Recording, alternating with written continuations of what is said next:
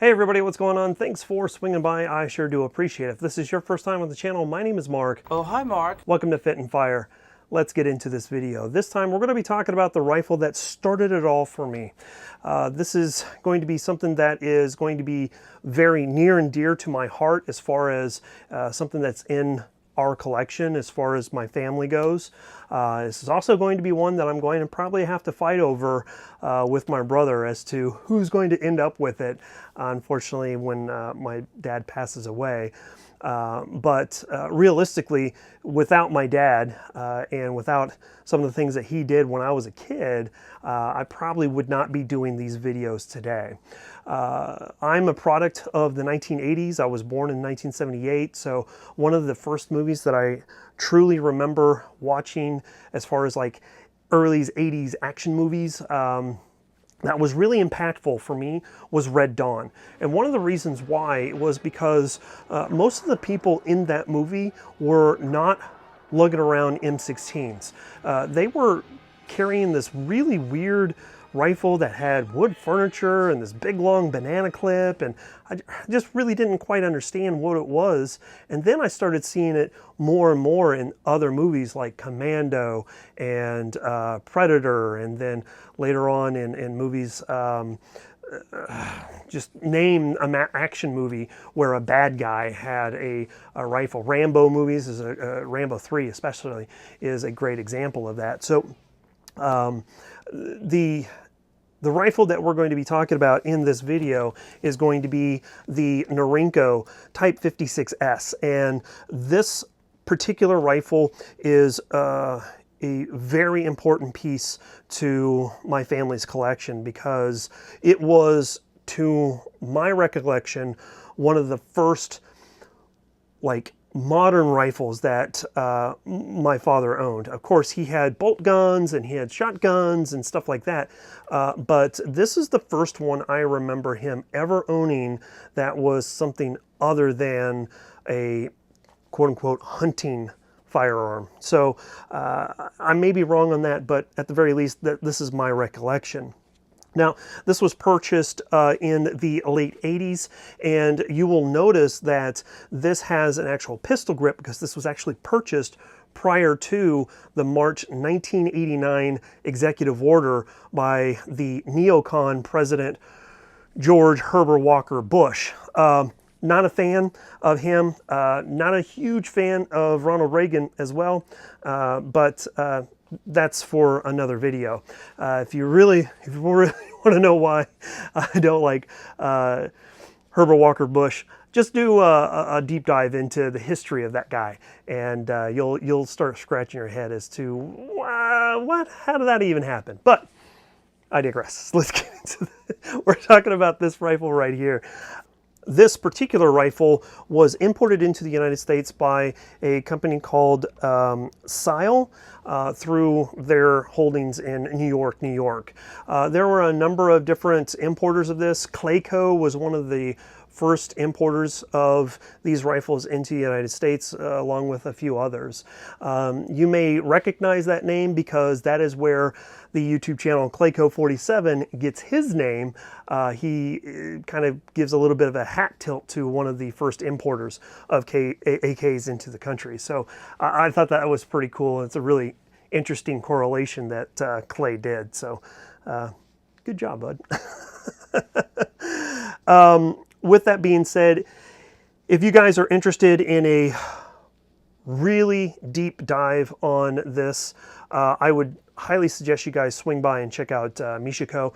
I'll leave a card at the end of this video to a video of his that he does a deep dive on the Type 56 AKs, all the different variances and some of the other imports that were made and done by Norinco and Polytech and stuff like that. So really educational video. I'm not going to do as good as him. I'm not an expert like him, so just bear with me. But essentially, this is an adaptation of the AKM. Now, originally in 1955, the Russians agreed to hand over plans to the Chinese to build AK-47s, but that was going to be the Type 1 AK-47. Later in the 1950s, the Russians introduced the AKM, very similar to that you see right here. But for whatever reasons, the Russians didn't include China in handing out the plans for the AKM, while all the other COMBLOC countries like Poland and Bulgaria and so on and so forth were able to get the plans for that. The Chinese, for whatever reason, didn't.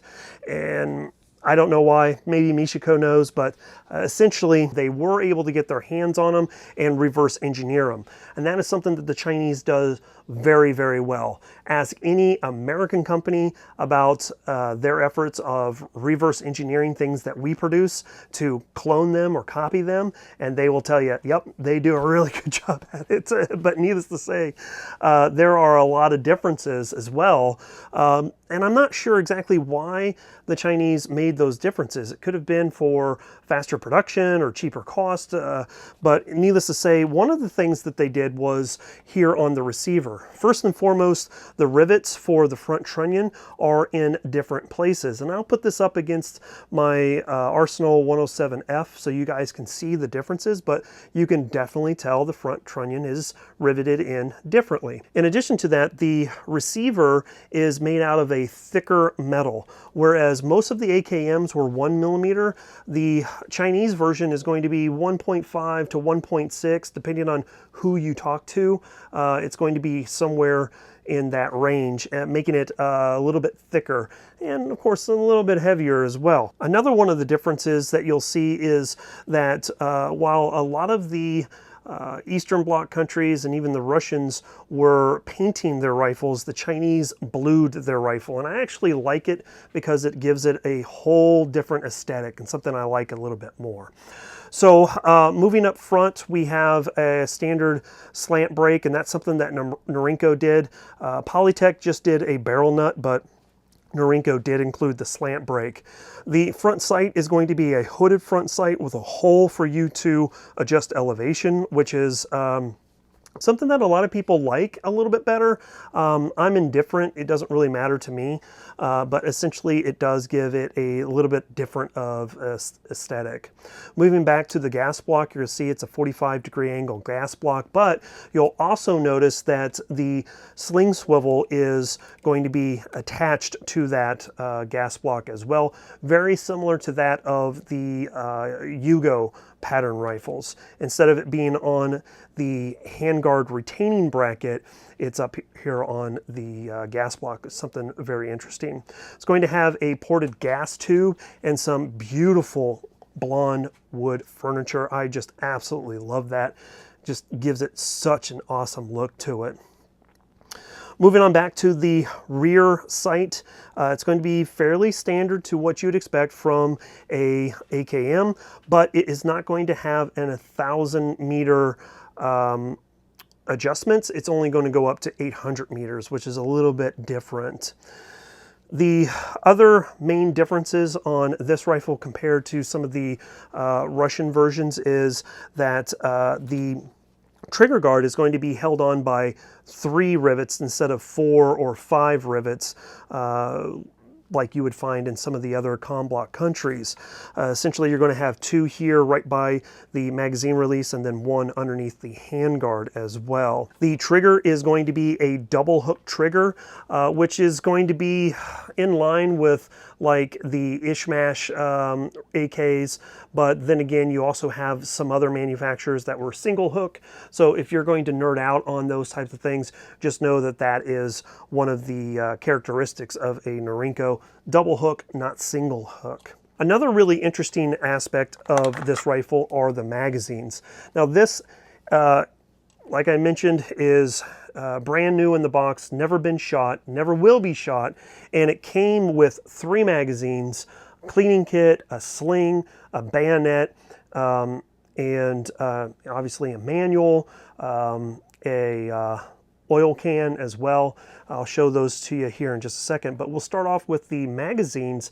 These are a little bit different in the fact that these are not ribbed. These are going to be kind of flat back. They do have a ridge here, but it's not going to have that really large protruding rib on the back, and that's something that the Chinese did differently in the manufacture of their magazines opposed to those from the West. Obviously you see standard kind of AKM style buttstock here with a trap door for your cleaning kit. Obviously this is not a thumbhole stock, so that is a really good indication that this was indeed imported prior to the 1989 ban. So that is something that I kind of really hold in high regard. I think is really super cool. Pistol grip on this is going to be a slick side pistol grip, no texture on it whatsoever, but again, that furniture looks really, really good on this. As mentioned, this came with 3 magazines that are still in the original wrappers. Obviously I took this one that's on the rifle out for, you know, viewing purposes for this video, but it also ended up coming with a cleaning kit, a sling, a oil can, and even a bayonet. The bayonet has some beautiful Bakelite on there. It's still sealed in the plastic wrapper, and it's going to remain that way as well. So there you guys go. There is a once over on this Norinco Type 56S. Man, I tell you, this is probably one of the prize pieces in our collection, and again, I'm probably going to have to wrestle my brother on inheriting this when my dad passes on, but needless to say, yeah, it means a lot to me to have this in my collection. If you guys didn't pick up on this little white bag here is to help absorb moisture as it's in its box so it doesn't rust. But so that's why that's on there. But so as mentioned, this rifle is what started me down the path of trying to understand more about modern rifles. And I really do appreciate my dad allowing me to bring this video to you guys. So if you're watching this, Dad, I love you.